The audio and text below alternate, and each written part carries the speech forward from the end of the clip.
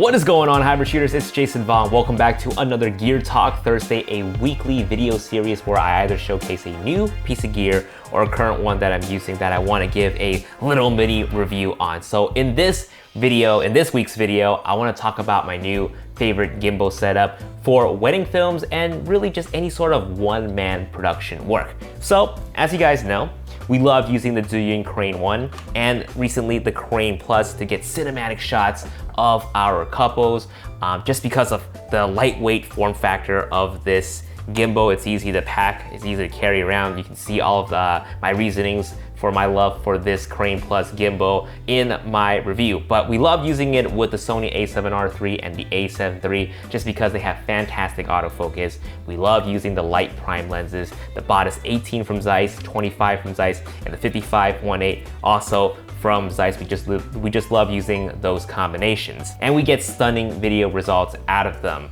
However, when you're using prime lenses, you are of course stuck to that one look, that one focal length. Now you can argue and say, why not just use clear image zoom or super 35 mode to get a different look, to get a closer look while using the same prime lens. Now you definitely can. However, when you're shooting 60p or 120p slow motion in 1080p, you're gonna see a bit of an image degradation when you are using those features. If you're shooting 4K, that's fine, it's totally cool. You're not gonna see that much of image degradation from using 4K, but for 1080p, you're gonna see a little bit of that.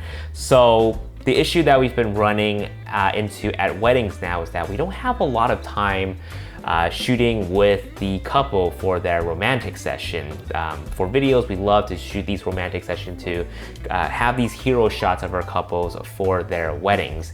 As you guys know, on a wedding day, things run late, things gets pushed back, and usually other things get shortened, and it's usually the wedding romantic session. So we have to work really fast with the couple to get the shots that we need. Usually it will be the second shooter who goes out to the wedding ceremony site or the reception hall to get prep for those events, set up tripods, set up cameras, get the audio recorder ready, while the first shooter follows the wedding couple along with the photographer to get those romantic shots. Now either me or my friend Eric, when we're on the gimbal and we're using those prime lenses, again, we're stuck with that one look. Oftentimes we don't even have time to switch out lenses just because of the limited time that we have with the couple. So we're either stuck on the 25mm or the 55mm. So we ended up just getting these one shots of the couple when we're putting together their wedding film. So what I decided was recently is to try out something new, something different, try out the BBC. Now the Crane 2 can support heavy lens setup, the heavy zoom lens setup, G Master 24-70, f2.8, 16-35, and I can zoom across all those focal lengths on the Crane 2 without having to rebalance, thus saving us a lot of time. You know, I can get wide shots and tight shots extremely quickly, and you're seeing those results right now. Most of these footage came from the G Master 24-70. Now the trick to this is to balance your setup at the middle. For the 24-70, I would say try to balance it at around 45mm, 50mm. That way when you're zooming to 24 or 70, it doesn't shift the balance too much. Now keep in mind though, when you are zooming, you are changing the balance, you're shifting the center of gravity. Therefore, the motors have to work extra harder to compensate for that imbalance. But it still works, it works great. However, keep in mind your battery will be draining a lot quicker. Now, if your setup falls at the payload, the Crane 2 will last 18 hours, no problem. But again, when you're straining the motor like that, you're gonna get way less than that. The first set of battery still managed to last me close to the end of the wedding, but having a second set of batteries just gives you a peace of mind. So if you are gonna be using this type of setup, I would highly recommend having an extra set of battery for the Crane 2. Now, we still prefer to use the Crane Plus just because it is a much skinnier gimbal, it is easier to grip, whereas the Crane 2 has a much thicker grip, this BBC right here.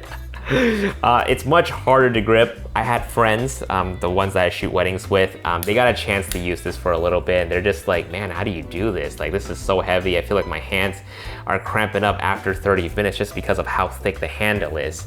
But the trade-off is, again, you'll be able to use your zoom lenses your 2.8 zoom lenses, you're getting different looks out of it, wide, tight, and all that. And it's just much easier for me at a run and gun situation. I can get tight shots, I can get wide shots all on one setup without having to keep on changing lenses. So I would say, again, favorite gimbal setup at weddings or any sort of one-man production work. This just makes our life a lot easier. Okay, maybe not making our lives easier while we're using the gimbal, but definitely gives us a lot more flexibility when we're editing the wedding videos at the end.